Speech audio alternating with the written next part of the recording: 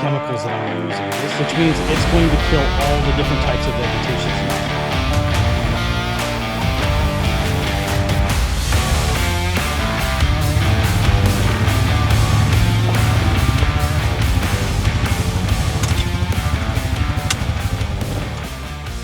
Hey everybody, welcome back to the channel. My name is Mike and you're watching Triple T Acres, and in today's video we're going to be out in the food plot doing some work. I've got my side-by-side and the tank sprayer getting ready to mount on the back. We got to spray the vegetation, getting it ready for planting. I'm going to get it all killed off, and I want to share with you my whole process, all the chemicals that I use, and maybe a few tips in here. So stick around guys, I hope you enjoy the video. All right, so I got to get my tank mounted, and this is just your basic ATV tank. It's 15 gallons, and I've been using it for a couple years now. It's made by Femco, and I've made a little modifications to it here. I'll share those with you here in just a second. But all I've got to do basically is I've got a wire connection here that I've got a battery hooked up inside the side-by-side there. I've got this little boom sprayer here that I use every year. And believe it or not, as wide as this thing is, it'll actually spray about 10 foot wide. And I'm going to show you how I get this thing set up before I go out, because I really want to make sure that my spray pattern overlaps. I got a cool tip I want to show you how I do that.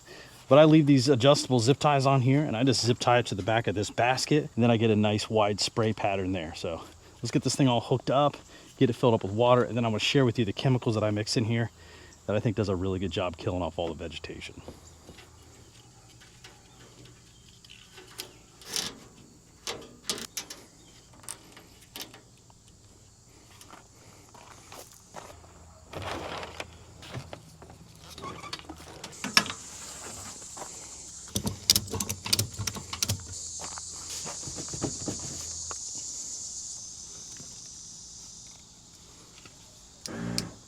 All right, so here's my setup. I got my tank here, and I've got it ratchet strapped around to keep the tank in place.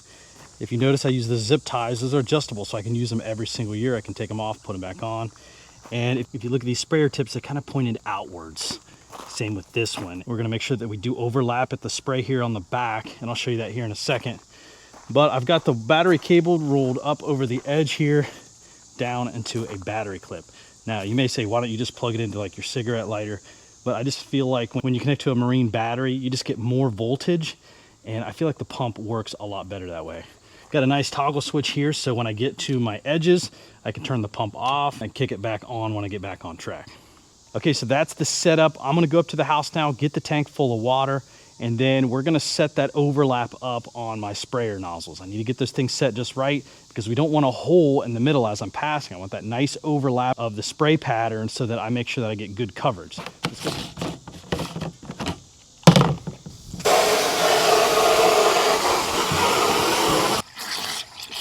All right, we are full.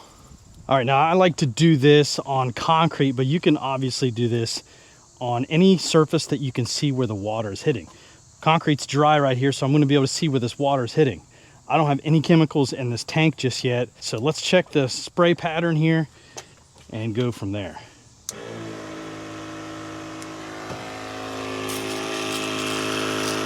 All right, I am happy with that spray pattern. Obviously you can see right here that it's overlapping just a little bit. Let me get the camera turned around so you can see it. And that gives me an idea on how wide my passes are. I've got several feet on either side of my ATV here, which is gonna give me good coverage. All right, here are the chemicals that I'm using. This is 41% glyphosate, which is essentially Roundup. You can get any brand as long as it says 41% glyphosate. Don't spend all that extra money on the expensive stuff, because it's all the same thing. So you just make sure you look at the active ingredients in that. This is a non-selective herbicide, which means it's going to kill all the different types of vegetations, not one specific like broadleafs or anything like that. The other thing that you're gonna need is surfactant, and all surfactant is doing is breaking that surface tension. A lot of times when water hits the surface of a plant, it'll actually bead up, almost like there's a wax covering on it.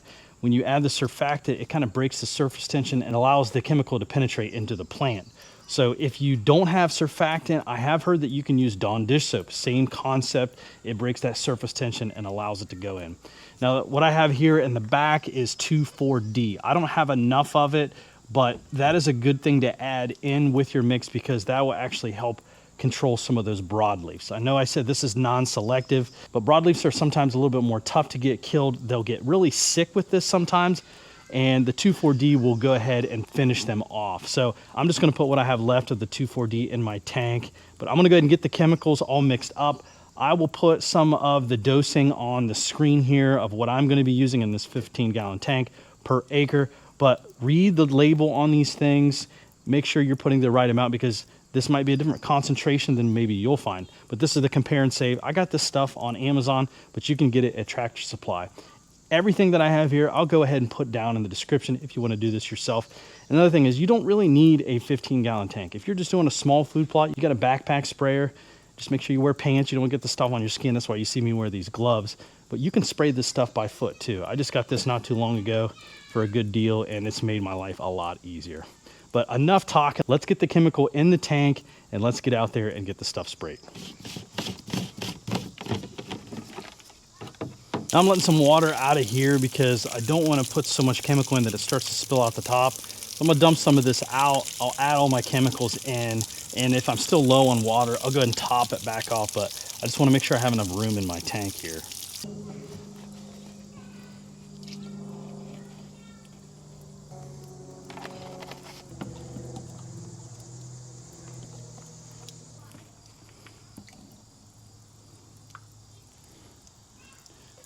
Right, we're good to go. Now when we drive out there, it's gonna get it all mixed up for me.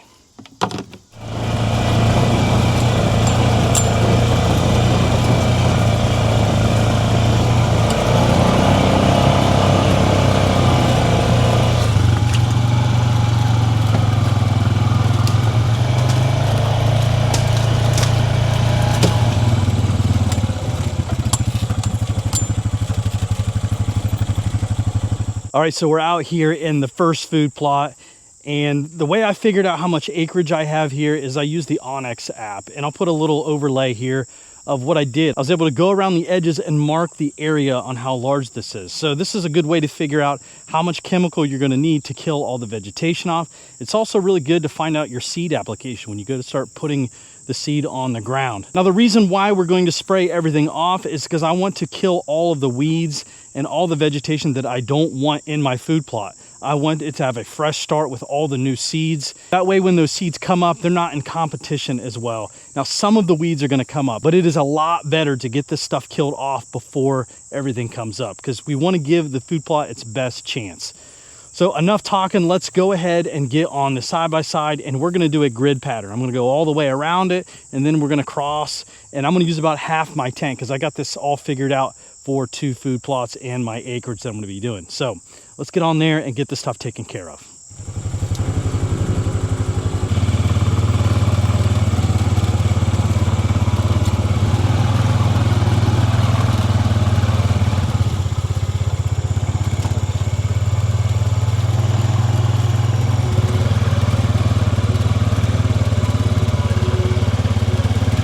As I'm driving here, I've got a switch right here in my hand. So if I get to a spot where I'm to the edge and I need that sprayer to stop, I just flip this button, and then I'm not wasting any of that herbicide on places I don't really want it.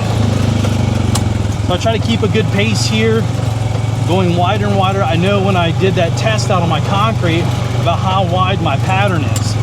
So I try to visualize where I'm going and try not to go over the same place twice, but definitely overlapping.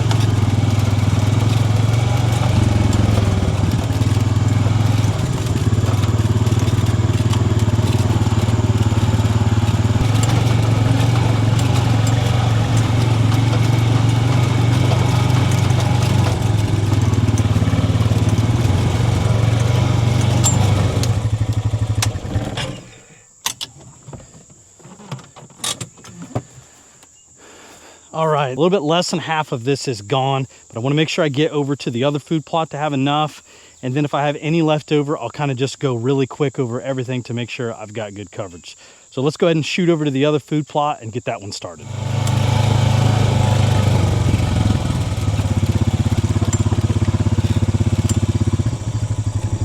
Okay, we're out here at plot number 2, same concept. We're gonna do the whole border up and down the middle, and then we'll go the opposite direction, trying to get the most coverage. So let's get to it.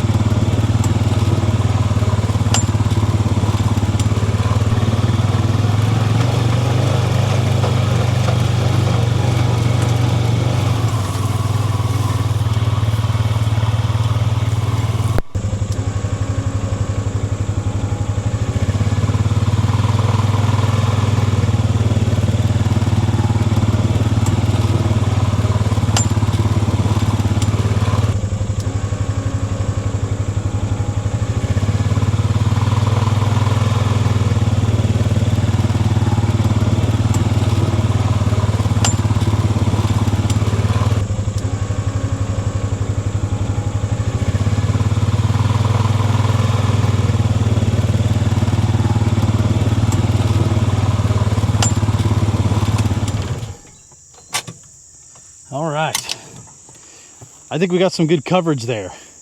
Now you can see in the time-lapse footage that I went all the way around, back and forth this way, then I switched it up and went this way. And at the very end, I kind of did a snake all the way down the food plot, and I am fresh out of spray. So I think I've got plenty of coverage. I got the same amount over there. And when you look up the dosage on these herbicides, sometimes they talk about ounces per gallon.